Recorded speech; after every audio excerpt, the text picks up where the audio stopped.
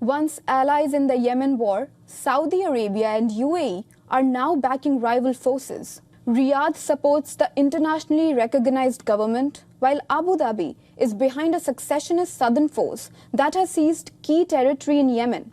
As the crisis intensifies, we explain why these countries entered the war, how their alliance broke, and why Yemen remains trapped in the conflict.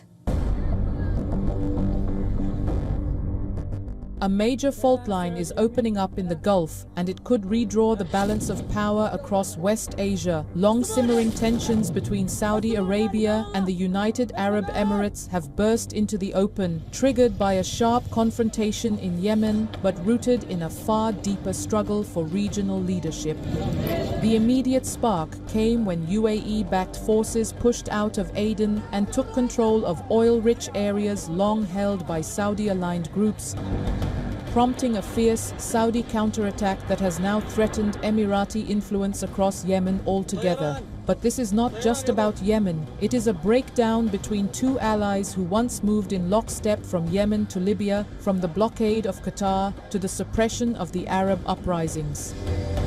The split has now turned openly political and ideological. Emirati and Saudi media are engaged in a bitter war of words, accusing each other of undermining Islam, backing extremism, and destabilizing the region. At the heart of this rift is Israel. The UAE's deep strategic alignment with Israel since the Abraham Accords, including security, intelligence, and political coordination, has increasingly clashed with Saudi Arabia's view of a region now shaken by Israel's military escalation across multiple fronts.